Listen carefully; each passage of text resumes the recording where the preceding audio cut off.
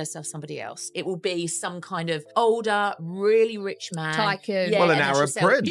You watch. Harry just can't give her anything else anymore. He's served his purpose. His purpose is over and they're no longer aligned in purpose. So for her, it's time to move on. Obviously, she can say, well, look, I'm needing professional investment or all of that type of thing. But Burrell's suggestion and your suggestion seems to be also if something romantic presented itself. She will take her royal kids who can still go by prince and princess and find the billionaire, like you say, who actually will just keep her in the manner to which she like to become accustomed. She doesn't want a pauper. She doesn't want another pauper Angela like Harry. That he's not rich enough for her, okay? It gets trickier because these billionaires can sense one thing. When you're not looking for a partner, you're looking for a solution. A packed royal discussion, cameras rolling, millions watching, and then a statement lands that instantly changes the mood. The host does not dance around the subject or soften his words. Instead, he looks straight ahead and says, I know for a fact there have been meetings with billionaires in Los Angeles. Meetings, not parties, not red carpets, meetings. Just like that, the entire conversation takes a dramatic turn. It is not gossip about celebrity events or glamorous premieres. It is about private conversations happening behind closed doors, and everyone on that panel immediately understands why those words matter. Suddenly, every viewer is left wondering what those meetings were really about and where they could eventually lead. Even more surprising is who is sitting there listening to every single word. Right beside him is the woman who wrote Prince Harry's biography, someone who spent 2 full years getting close to him, learning his story and understanding how he thinks. By every account, she has remained sympathetic toward Harry over the years. If anyone had reason to push back against such a bold claim, it would have been her, but she does not challenge it at all. I think she's been after people who are extraordinarily rich for quite a long time now, and I don't know whether they're not interested in her or she hasn't fancied them, but she's still hanging on to Harry because she can't find the right person. I think it won't be enough for Meghan and it won't be enough for Harry, and she will just go off and her next step is a billionaire because she's got millions. So why not step up to a billionaire? And why not go for politics? Why not become governor of California? Harry came from this very busy world of the royal family with lots to do. Even in his spare time, he could play polo and do whatever he wanted. He sat in Montecito, twiddling his thumbs, thinking, what do I do next? What is my role? Where is my work? And that ridiculous story about how they first met. The whole thing was a tissue of inaccuracies, to be polite, because, of course, I got the real story that he got a blind date and was called up and all that. And this is the other thing, which is one of the many, many lies she tells, that she arrived in London, full career, single girl, wasn't interested. Of course, she'd been coming to London since 2013, hunting for a man to marry. She wanted an Englishman. She was on a man hunt. Instead, she delivers a response that leaves an even bigger impression because it shifts the focus in a completely different direction. Meghan has been chasing very rich men for a long time now. Angela Levin says she does not know if they are not interested in Meghan or if Meghan has not fancied them, but she's still hanging on to Harry, and here's the reason given. She cannot find the right person. Read that again. Not still in love with him, still hanging on. The right one has not turned up yet. Diana's butler had already said it out loud on television. Paul Burrell worked for that woman for 10 years, so he knows how these people behave once the door's shut. It will not be enough for Meghan. He claimed she would move on. In his view, her next step would be a billionaire. Then a royal correspondent put the knife in on the same program. Meghan is always thinking about what comes next. She always has a plan, and that plan, in his words, includes her man. Meghan has been blessed and privileged. I'm going to treat people as I would want to be treated. She then turns the other way, which just shows a lack of class. She didn't and like it. Yeah, you can take the girl out of the gutter, right? But remember, she was treating people like this before she was in the royal family. That's the thing. true. This is part that of Hollywood? her personality. These pictures that I'm about to show you have been banned from the internet. They were scrubbed, but now they're back. They're finally out there. They couldn't keep these files hidden. She genuinely did get duped in some sort of way. She thought that she was marrying a multi-billionaire. That's how she saw Harry. Unfortunately, the reality of when she came to him, he was living in Frogmore Cottage with his sort of stash and his picked-apart couch. She found very quickly that he, first of all, is not a cash cow. He's got some inheritance. And second of all, he's useless outside of the royal gates and totally useless in America. Her demands, this director said, were worse than any other actor he had worked with, and he had worked with true A-listers. She would demand private jets if there was not a first-class flight available. Her husband is an item on a to-do list. Now why this year? Look at what she's married to in 2026. Somebody asked Harry on a podcast what he does for a living. He could not answer. He mumbled something about being a duke, then something about being a Prince of England, then stopped. 41 years old. He took £50,000 to speak at a property conference. When the pair of them first landed in California, he was worth $1 million an appearance. That is the drop. And the family, the king does not want him back, nor does the queen. William and Catherine will not have him either. Ingrid Seward has edited a magazine about this lot for 40 years, and she summed his job up in one sentence. Meghan has got to hang on to Harry, she said, for he is her entree. And he was like, are you kidding? Who Like, you are think you? our small production has the ability to fly you on a private jet? Like, you're nuts. But she thinks, that's she, how she she thinks thinks. she's Beyonce. Yeah, yeah, she She thought does. she was Beyonce then. Yeah, yeah, and yeah. then she is a social climber and she wanted to marry.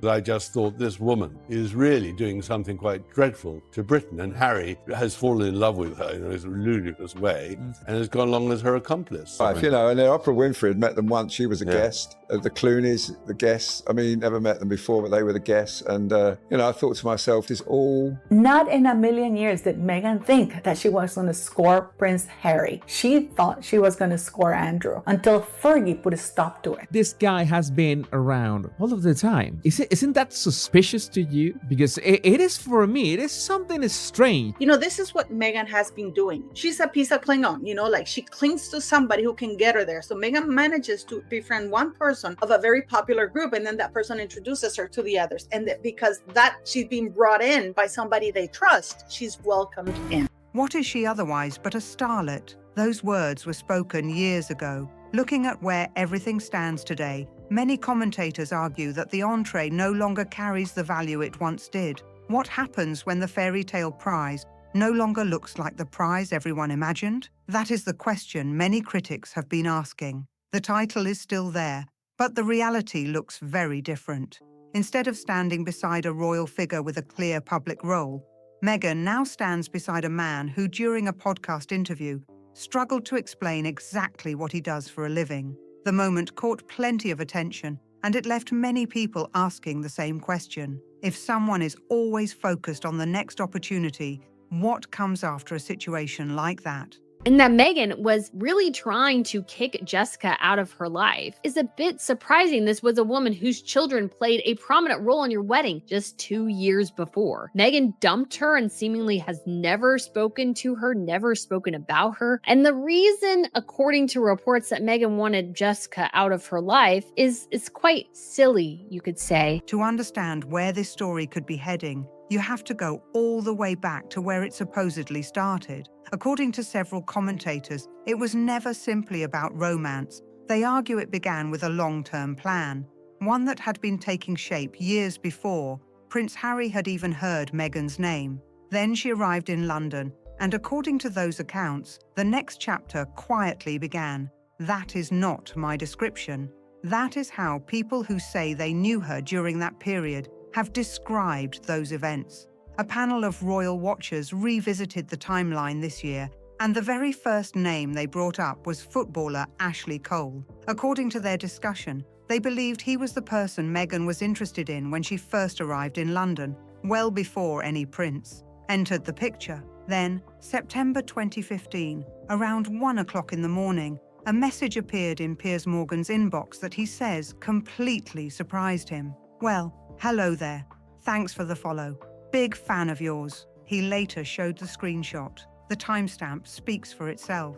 And then came the detail that many people believe never received nearly as much attention as it could have. Before she had even met Harry, she reportedly made a remark to her own agent. Tom Bower included it in his book, attributing it to the person who said they heard it directly. "I have Googled Harry. I have gone deeply into his life. Not looked him up." According to that account, she had spent considerable time learning about him before any first date had taken place. Supporters may see that as curiosity, while critics interpret it very differently. That difference in perspective has continued to spark debate ever since. Lady Colin Campbell has been around royal circles for decades, and she asked what she believed was the key question. Would Meghan have been interested in Harry if he had not been Prince Harry? Nobody in that television studio answered directly. None of them appeared eager to challenge the question. Lady C also described what she believes is Meghan's approach to business, and her comments became one of the most talked about moments from that discussion. "I am not giving away the milk for nothing. I demand something back, what I want, and I get exactly what I want." Then came 3 short words, delivered without emotion, describing what she believed was a very transactional mindset. Another story from Meghan's acting years was then mentioned as an example. During work on a small production in Eastern Europe, it was claimed she requested a private jet. According to the story, someone involved had to explain that the production company simply could not provide private flights from London and believed the request was unrealistic. The account was later retold with the remark that she acted as though she were Beyoncé. At that point, she was appearing on basic cable television. That detail only made the story stand out even more. Then came May 19th, 2018, Windsor. 600 guests filled the chapel while millions around the world watched every second unfold. And that is exactly where the next part of this story begins, because it is worth taking a much closer look at who was sitting in those pews. The guest list became a story all on its own, and according to several royal commentators, it revealed far more than anyone expected. Tom Bower went through the names one by one, looking at who received an invitation and who did not. His conclusion immediately sparked debate. Many of Prince Harry's longtime friends were reportedly missing from the ceremony, while a long list of Hollywood celebrities and entertainment figures were present. Oprah Winfrey, George Clooney, and even Meghan's own talent representatives all had seats inside St. George's Chapel. Her agents attending a royal wedding became one of the details that people continued discussing long after the ceremony had ended. Tina Brown, the former editor of Vanity Fair, looked at that very same guest list and reached an even sharper conclusion. "Those guests," she wrote, "were not a picture of the friends Meghan had. They were a picture of the friends she wanted to get."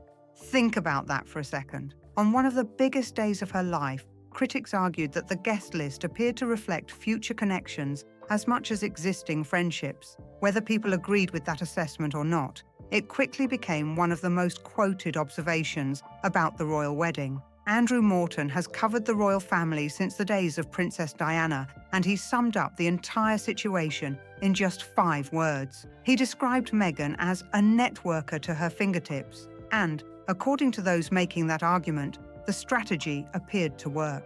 They point to what they see as a steady climb through increasingly influential circles. In 2004, there was a Los Angeles producer with an impressive list of industry contacts. By 2012 came Marcus Anderson, the well-known Soho House executive, who many say introduced people to powerful social circles. Through him came Jessica Mulroney, whose father-in-law had served as Prime Minister of Canada. Then came 2014 in Dublin. A television actress from a basic cable series found herself appearing on stage as a counsellor at One Young World alongside names such as Kofi Annan, Bob Geldof, Mary Robinson, and other internationally recognised figures. For critics, it looked like another significant step forward. Looking back across those years, some commentators describe a pattern of carefully building new connections over time. Others see nothing unusual about someone expanding their professional network. As always, people have reached very different conclusions. Then comes another question. If someone truly leaves people behind once they are no longer helpful, Would there be a long list of former friends willing to tell similar stories? Critics point to several names spanning nearly 3 decades, although each account comes from different experiences and different moments in time. Ninaki Priddy had known Meghan since they were 2 years old and even served as a bridesmaid at her first wedding. She described what she believed was a pattern where relationships could suddenly become distant. Then came the quote many people still remember. "There is Meghan before fame," she said, "and there is Meghan after fame." Lizzie Cundy knew Meghan during her time in London before the royal relationship began. "People served a purpose," is how she described it. Once that purpose was over, she believed Meghan simply moved on. Millie McIntosh summarized her own experience in 4 words: "She cut me dead." Gina Nelthorpe Cowan was not a close friend, but served as Meghan's agent for 2 years, giving her a professional perspective on those years. Her view was that Meghan regularly moved toward what she believed were better opportunities. But another moment stood out even more in her account. Years later, they were in the same room. Yet Gina says she was not acknowledged. "It was managed," she recalled, "so that Harry came over and spoke to her instead." Nick Eade, a London publicist, also described helping introduce Meghan to influential circles through meetings and lunches before later feeling completely overlooked. He even gave the experience his own nickname, the Piers Morgan treatment. And then there is Piers Morgan himself. One late-night message has ended up becoming one of the most talked-about details in this entire story. According to Piers Morgan, he received that unexpected message around 1 o'clock in the morning. Yet, after Meghan later met Prince Harry, he says the communication suddenly stopped. "She ghosted me," is how he describes it. That claim has fueled years of public discussion. At the same time, no one has definitively established a broader pattern, and it is important not to present speculation as proven fact. Ninaki Priddy, for example, sided with Meghan's former husband during their divorce. Situations like that happen every day, and friendships often break down for many different reasons. Millie McIntosh has also suggested that her own experience may have been connected to a reality television project rather than anything more personal. As for Morgan, he has openly discussed this disagreement for years and has continued to make it part of his public commentary. Those are all reasonable points to keep in mind. But then many commentators look at the names that have remained close over the years, and they believe another picture starts to emerge. Doria Ragland, Serena Williams, Misha Nonu, and Marcus Anderson, the Soho House executive who reportedly introduced Meghan to influential social circles back in 2012, are all names that continued appearing alongside her many years later. Critics have pointed to that continuity as something they find interesting, while supporters may simply see it as long-lasting friendships. Then comes the part that some commentators say is the most surprising twist of all. They argue that after spending nearly 2 decades building connections and moving through increasingly influential circles, 2026 became the year when several of those opportunities appeared to slow down. One example they point to is the Met Gala, widely regarded as one of the biggest nights in the fashion world and one of the most photographed events of the year. According to those reports, Meghan did not attend the event. She was not seated elsewhere inside the venue or included in another capacity. She simply was not part of the guest list. Anna Wintour oversees that evening, and commentators noted that Meghan's absence immediately became a topic of discussion. Ingrid Seward explained during a television appearance why she believed the invitation mattered so much. In her opinion, appearing at an event like that would increase Meghan's profile and potentially raise her commercial value. It was striking to hear a longtime royal editor discussing a duchess using language more commonly associated with entertainment bookings and public appearances. The explanation offered was straightforward. Commentators argued that nearly everything Meghan wears during high-profile appearances attracts immediate commercial attention, and much of that interest is tied to the royal title connected with her name. Then comes another chapter that attracted even more attention. The Met Gala is now closely associated with Jeff Bezos and Lauren Sanchez Bezos. Reports over the years suggested that Lauren had previously invited Meghan to several events and had tried to build a friendly relationship. Later reports claimed that the relationship cooled, with stories alleging Meghan had privately described Lauren as trashy. That claim has never stopped generating discussion because of Lauren's high-profile position alongside one of the world's wealthiest businessmen. Whether accurate or not, commentators argue that people rarely forget remarks like that. From their perspective, if someone hoped to move within billionaire circles, allowing a relationship like that to fade would seem like a major missed opportunity. The conversation does not end there. Critics have also pointed to reports involving the Kardashians following Kris Jenner's 70th birthday, as well as changing relationships with Elton John, David Furnish, the Obamas, the Clooneys, Oprah, and Gwyneth Paltrow. According to those commentators, the pattern they believe they see is one of high-profile friendships becoming increasingly distant over time. And the explanation offered during that television discussion was especially blunt. According to several royal commentators, the biggest challenge is not meeting famous people.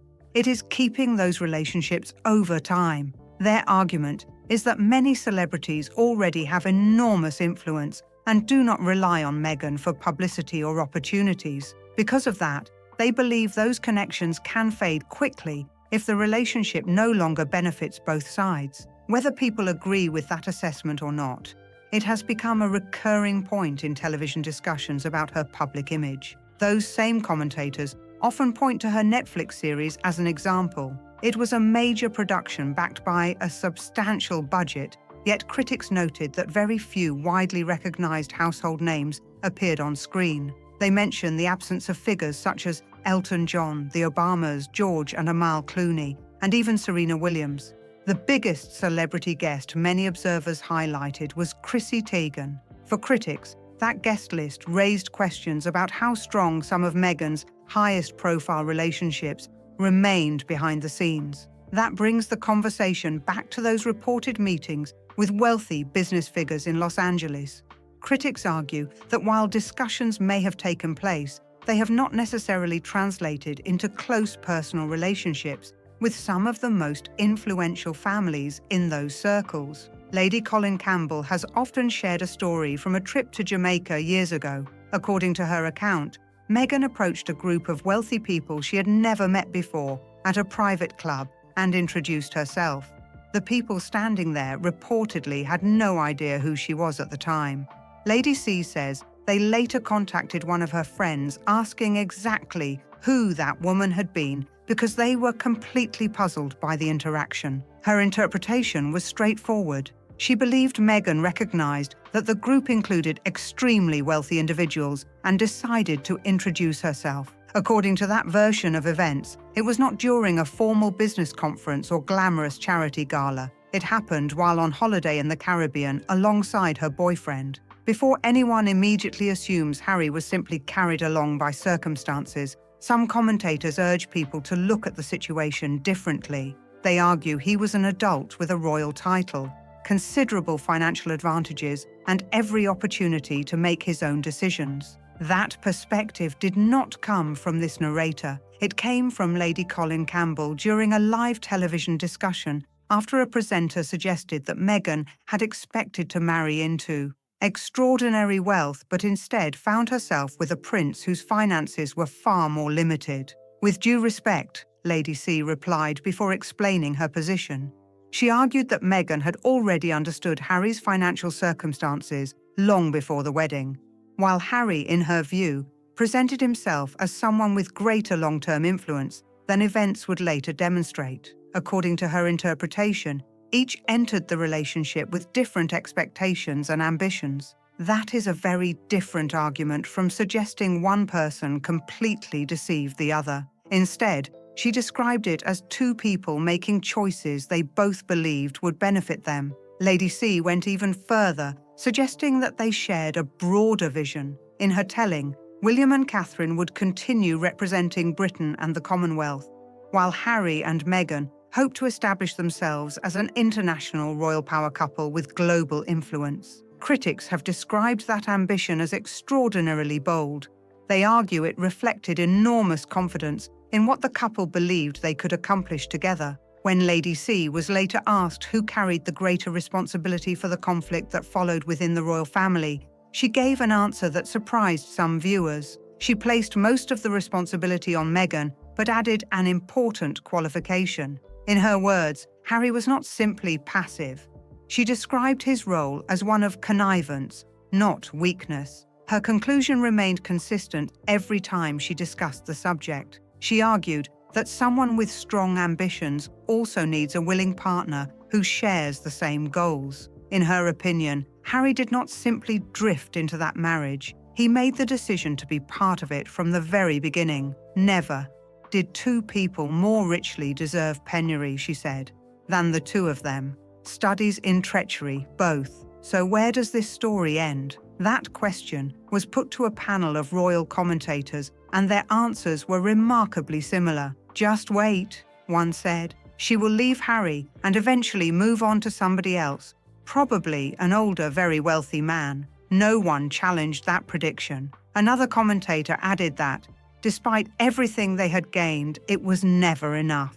Whether that prediction ever comes true remains to be seen, but it has certainly become one of the biggest talking points surrounding the couple's future. To be clear, nothing official has been filed. There has been no divorce announcement or confirmed separation. These remain opinions and public speculation, not established fact. What does exist are public comments from Harry's biographer, Princess Diana's former butler, royal correspondents, and Lady Colin Campbell. While they differ on timing, they have all questioned the future of the marriage.